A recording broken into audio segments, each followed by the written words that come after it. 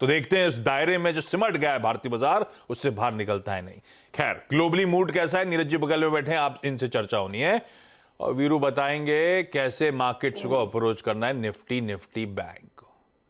हफ्ते भर बाद वापसी, कैसी रही छुट्टियां भैया? छुट्टियां बहुत ही शानदार, मौसम बेहतरीन और खाने पीने की बहुत अच्छी सुविधा। नहीं तो फिर इससे समझ में नहीं आया, तो फिर मतलब हम लोग कल वैलेंटाइंस डे मना रहे हैं कि काउ हग डे? उसमें एक बहुत अच्छा जोक चल रहा है कि काऊ डे में काऊ मेरे को दीजिए पहले आप एक, और काऊ अगर मुझे सींग मारेगी तो मुझे इंश्योरेंस भी दीजिए, या फिर बिना सींग वाली काऊ दीजिए। ये वीरू देख रहे हो वीरू, जवाब नहीं आया। इनके लिए वो गाना है ना, पान खाए सैया हमारो, है वो भी एकदम फिट हो रहा है इस वक्त। अभी मैंने फोटो देखी मानस जी के साथ इनकी एक बहुत अच्छी, अगर आप देखें मेरे ख्याल से छोटी सी संगोष्ठी भी हुई, बैठक भी हुई। कैसी रही नीरज जी वो बैठक? बहुत अच्छी रही। उस बैठक का हाईलाइट तो वो मिठाई है, मक्खन मलाई, ओस की मिठाई। चलिए, मजा आ गया। वो तो देख के मजा आ रहा था।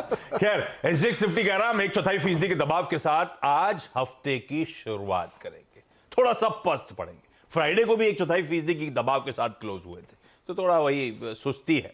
क्यों है? यूएस में फ्राइडे को दरअसल मिला जुला कामकाज हुआ। डाउ 0.5% ऊपर, उसके सामने नैस्डैक 0.5%, 2/3% के आसपास का दबाव। तो मिला जुला सेशन पैन आउट हुआ। मैं एक काम करता हूं, आज सुबह के फ्यूचर्स हल्के प्रेशर में है, तो ये सबको समअप करने के लिए तब और अब रख दीजिए स्क्रीन पे पहली प्लेट। तो जो फ्यूचर्स जहां छोड़े थे और कहां खड़े हैं वो आपकी स्क्रीन पर है। आज सुबह दरअसल जो दबाव आ रहा है वो थोड़ा सा मूड बिगाड़ रहा है एशिया का, जो फ्यूचर्स वहां पे पस्त पड़े हुए हैं। तो अगर आप डाउ देख रहे हैं तो हमें कुछ तेजी पहचानी है, पर उसके सामने नैस्डैक देखेंगे तो हमें कुछ मंदी पहचानी है। इसीलिए वो मिला जुला मैंने कहा रुझान आता हुआ। लेकिन नीरज जी समझ लिया जाए, दरअसल ग्लोबल संकेत हैं कैसे। बीच में आपके जाने के बाद एक जॉब्स रिपोर्ट आई थी, मैं ख्याल तो फ्राइडे को ही आ गई थी आपके जाने वाले दिन। गजब जॉब्स रिपोर्ट थी। उसके बाद से कंफ्यूजन है स्क्रीन पे। अब क्या हो रहा है? जितने लोग इधर से निकले थे इंडियन, वो सब एडजस्ट कर लिया उन्होंने अपने आप। 5,18,000 क्रिएशन थे जॉब, 3-4 गुना ज्यादा थी उम्मीद से। 186-187 की एक्सपेक्टेशन थी। 5,16,17,000 मतलब टू मच था। खतरनाक रिपोर्ट थी। तो एक और टू मच आंकड़ा आया है। टू मच आंकड़ा ये कि जो कंज्यूमर सेंटीमेंट है जो मिशिगन यूनिवर्सिटी करती है, वो भी बहुत बढ़ के आया है। मतलब जितना वो अनुमान था उससे ज़्यादा निकल के आया है। तो इससे लोगों को लग रहा है कि क्या इन्फ्लेशन भी बढ़ के आएगा क्या। हालांकि अनुमान उसके चल रहे हैं कि वो 6.2 के आसपास आएगा और नीचे आएगा, लेकिन नंबर्स जो इकोनॉमी वाले हैं वो थोड़े से जॉब डेटा के बाद चिंता है। तो इसीलिए आप देखिए लास्ट वीक पूरा मार्केट कमजोरी के साथ बंद हुआ। फ्यूचर्स आज भी दिखा रहे हैं। तो बाजार की चिंता सिर्फ वहाँ पे यही है। हालांकि अभी फेड की बैठक बहुत दूर 21-22 मार्च को है वो, लेकिन लोगों को चिंता लग रही है कि जिस तरीके के नंबर्स आ रहे हैं क्या फिर से इन्फ्लेशन पलट सकता है क्या। इसका एक उदाहरण ये है कि जो फेड रेट्स हैं इस वक्त जो है फेड रेट 5.15 चल रहा है, पीक रेट 4.9 था लास्ट वीक में।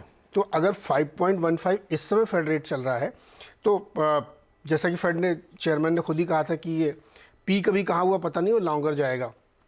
तो ये एक थोड़ी सी बाजार को डर और चिंता है। 10 ईयर यील्ड देखिए आप 3.74 है। 2 और 10 साल के बीच का जो इन्वर्टेड हो गई 0.8%।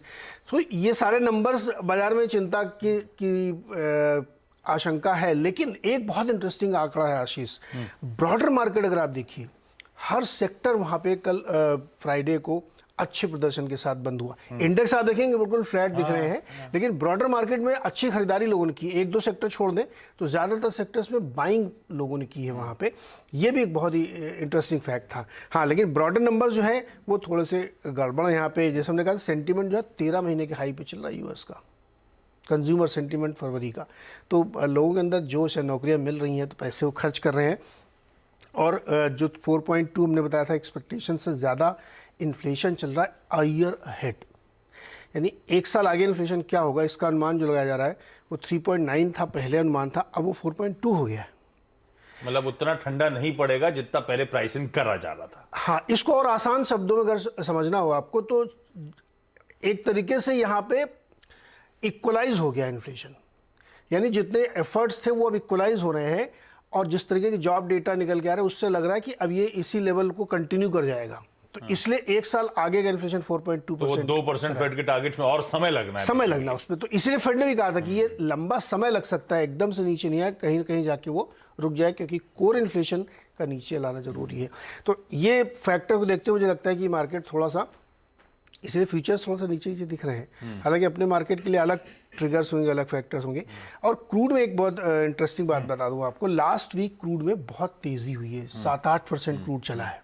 उसके पीछे दो रीजन, एक तो रशिया ने कहा है कि वो मार्च से 5 लाख बैरल पर डे कटौती करेंगे, क्योंकि वो बदला लेना चाहते हैं उनसे। दूसरा, इंडियन मार्केट के लिए खासतौर पे एक और नेगेटिव खबर है कि सऊदी अरब ने जो एशियन प्रीमियम लगाते हैं वो बढ़ा दिया फिर से।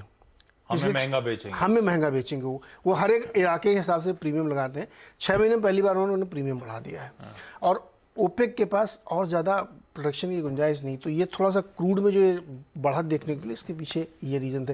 लेकिन नेट नेट मुझे लगता है कि जो लोअर लेवल में बाइंग की है ना यूएस में लोगों ने, वो ठीक है, बाइंग दिख रही है वहाँ पे।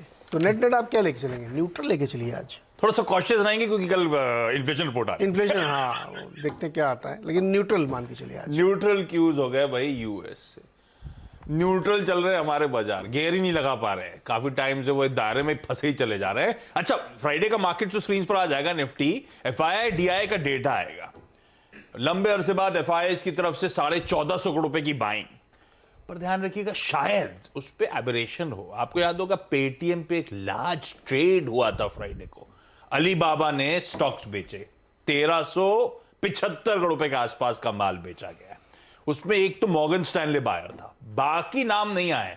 आई एम अज्यूमिंग वो लार्ज ट्रेड के चलते आपको ये एफआईआई का आंकड़ा इस तरह का बड़ा नंबर आ रहा है। खैर पैसा आया है वो अपनी जगह ठीक है, लेकिन ऐसा नहीं कि मार्केट को सिर्फ एक लार्ज ट्रेड के चलते शायद हो सकता है इस तरह का स्वेल्ड आंकड़ा आपको एफआईआई का एकदम से सरप्राइजिंगली 1400 करोड़ रुपए की बाइंग आती हुई। तो इसे एबरेशन मानते हैं अनटिल अनलेस आने वाले कुछ दिनों में आंकड़ा इस तरह का पॉजिटिव रहता है नहीं रहता, वो देखना ज्यादा जरूरी है। वीरू, लेकिन बहुत ही दायरे में मामला, मजा नहीं आ रहा है कुछ।